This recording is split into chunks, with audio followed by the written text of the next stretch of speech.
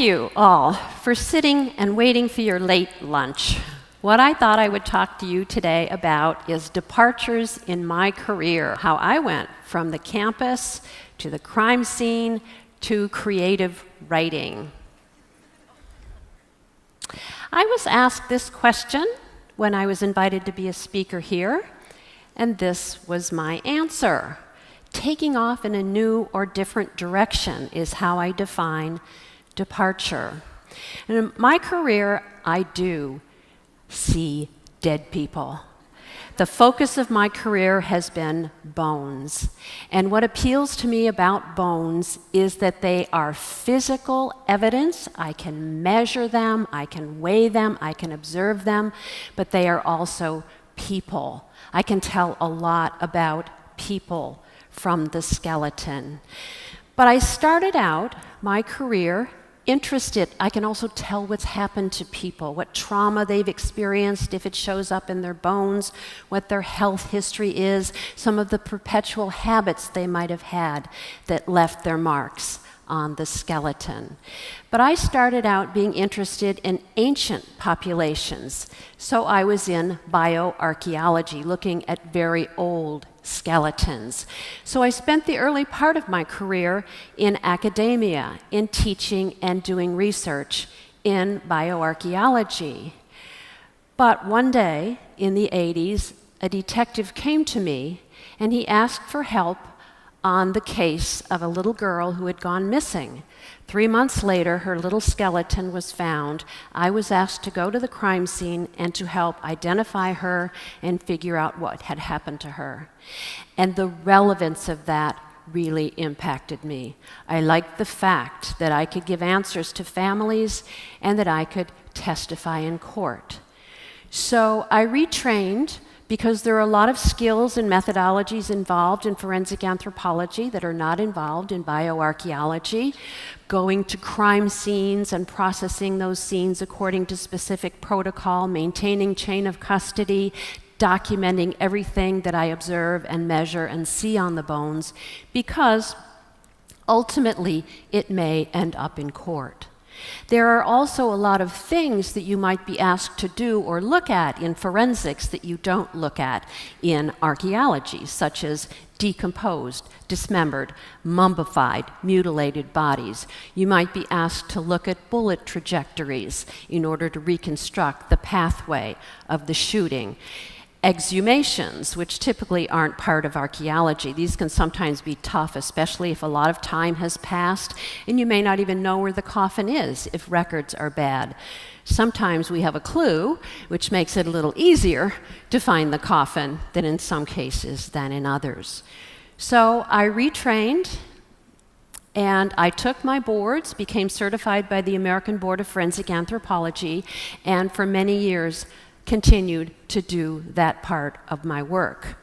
But something happened, a wonderful thing happened along the way, and in the mid-1990s, I was able to make a departure because I was promoted to full professor at the university, and essentially I had written textbooks and scientific articles, and essentially I wanted to do something new, and I was free to do it.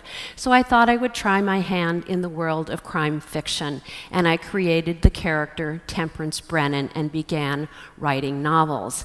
Now, each of my novels draws on some experience I've had, or perhaps on a specific case that I've worked on.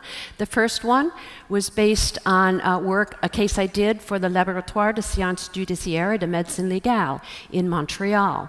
In this case, there was a serial killer, a man that you see there, Serge Archambault, who had stalked women and killed a number of women.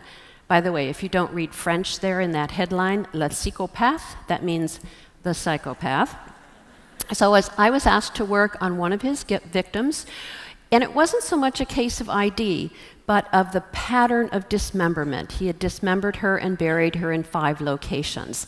And I was able to tell the police, we didn't know the perpetrator at this time, that there was something very unusual in the way the dismemberment had been done.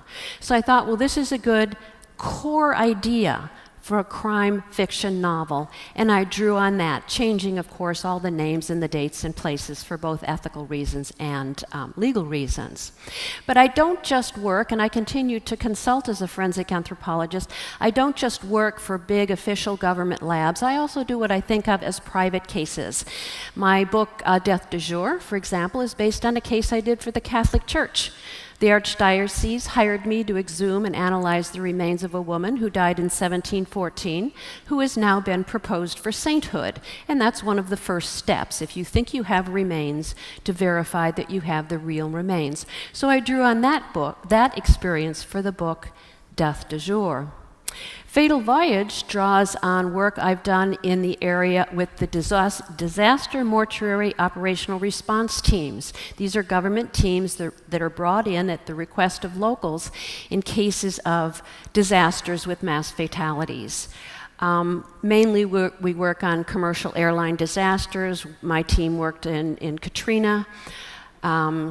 Ironically, 1 month after the release of Fatal Voyage, I ended up going to Ground Zero to help recover and identify the victims of the Twin Towers disaster. Another area in which forensic anthropologists are very active is the arena of human rights work. I have personally been involved with the United Nations. I testified at the Genocide Tribunal in Rwanda. I also helped exhume a mass grave in Guatemala at the invitation of the Forensic Anthropology Foundation of Guatemala, and I draw on that experience for my book, Grave Secrets. Another area in which I was active was for the Joint POW-MIA Accounting Command. This is the laboratory in Honolulu, Hawaii, where all of our war dead are being identified, primarily from Southeast Asia, but also from the Korean War and World War II. Anytime a positive ID is made, that has to be approved by many reviewers, including an external civilian consultant. So I did that for several years, and I draw on those experiences. I take Temperance Brennan into that arena in the book Spider Bones. So I was very happily, and the brand new one that's available here today, which just came out in August, I was very honored to be invited to go by the Pentagon and the USO on a USO tour to Afghanistan and Kyrgyzstan 2 years ago to thank our troops for their service. And we spent a lot of time going out to forward operating bases and flying around in Black Hawk helicopters, which, trust me, when you're sitting next to Mark Bowden, who wrote Black Hawk Down, is a bit of an unsettling experience. So we went to Afghanistan and Kyrgyzstan to thank our troops for their service over there, and they spent all of their time thanking us for coming. So it was a very moving experience for me. So I used this in the recent book, which is called Bones of the Lost. Well, I was very happily working, doing my Temperance Brennan books when around 2005, I took another departure in my career. I was contacted by Hollywood and finally agreed to option my Temperance Brennan characters for the television show Bones. So I work as a producer on Bones. There you see me with Emily Deschanel. It's very demoralizing to be photographed with Emily because she's about 30 years younger than I am and 9 feet taller than I am. But there you also see me with my fictional support team at the Jeffersonian Institution. Now, the bones that I work with here are made of acrylic, and they are made of plastic. Nevertheless, they're very realistic, and I draw on a lot of my ideas for the storylines for each episode. Each episode is an original story based on my experiences as a forensic anthropology. I don't write all of the episodes, obviously. We have a staff of full-time writers. So here you see me with a few of our props. As I said, they are very realistic. We do get a little more attached to some of them than others. That's the lady in the lake. I'm the one on the right. The lady in the lake is to my left. And that was from our pilot, and there you see us with our executive producers. My job as a producer on Bones is to keep the science honest. Any techniques, any methodologies that you see depicted do exist. In the early years, it was a little more arduous to do that than it is now. I think our on-screen talent, as well as our writers and our producers now, could probably sit for their master's thesis defense. They've become so conversant in the terminology of forensic anthropology. There you see some of our sets, which obviously are pretty elaborate. This is Hollywood, and it has to be visually appealing to the audience. So we take some liberties. There you can see Tempe's wonderful floor-to-ceiling storage facilities, which are backlit, and they're lucite, and you can see all the bones glowing through.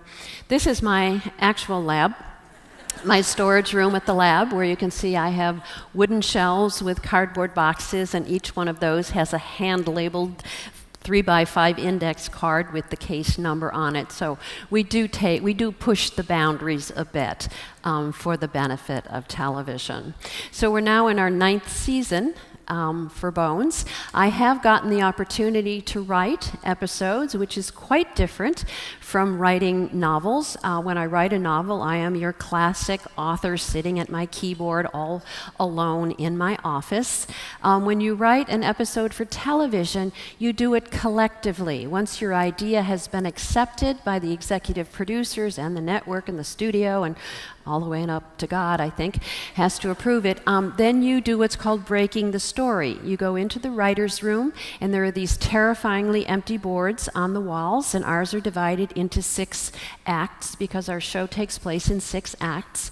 And together, you hammer out the storylines. It's like a book. You have an A story and a B story and a C story, and they all have to intertwine, but you do it together. And then once, by the end of the week, you do have an outline of your episode. You then pitch that to your showrunner, your producers, the network, the studio, all the way on up to God. And once that's approved, you are then sent to script, and you go home and you write the script yourself. And it's very much fun. I've had a great time working in Hollywood. I'm not one of these authors that's going to whine about what they did to her work, but it's a lot of fun. This is one of the episodes I wrote for season 5, The Witch in the Wardrobe. And when you actually get to see your work on the small screen and your words come to life, it's really, for me at least, it's a lot of fun. Well, I was happily doing that, and somewhere around season 5, I took another departure in my career, another page turned. My son, who had practiced law at that point for a total of 2 years, decided that he wasn't crazy about practicing law. And he came to me with the idea. He said, a lot of kids are watching our show, and a lot of kids are reading your Temperance Brennan books. Why don't we write a series of young adult books? Because kids would probably enjoy seeing kids their own age using science to solve crimes. And thus the Tori Brennan series of books was born. Tori Brennan is Temperance Brennan's 14-year-old great-niece, and she and her friends, her 3 best friends who are boys, high school age, they're not the cool kids at school. They're kids that really like science. They're kind of the geeks at school. So they like to solve puzzles and problems, and each one has a different specialty. One of the boys is good at computers, and one of them is very good at math. And of course, Tori is like her great aunt's Temperance, and she's very good with biology, and she knows her skeleton, etc. But kids are also enjoying what we call grounded fantasy, some element of fantasy in the stories. So my publisher suggested this. We didn't want to do vampires, and we didn't want to do zombies. But what happens in the first book is that Tori and her friends are out at a veterinary research institute where all of their parents work, and they rescue a dog. And what they don't know is the dog has been the subject of illegal parvovirus experimentation. Parvovirus is lethal to most dogs, puppies that catch it, but it is not contagious to humans.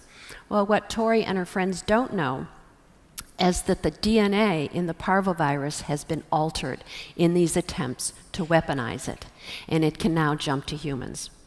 So the kids get sick, and they get sicker, and they get sicker, but eventually they get better. The dog gets better too. But they notice that they are changed. They are altered.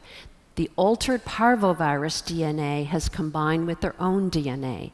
So now they find they have special perceptive abilities. They can hear like a wolf.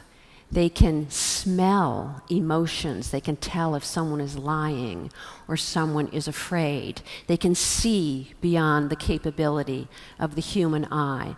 So the premise to the Tori Brennan, the Virals series, they form a very close group.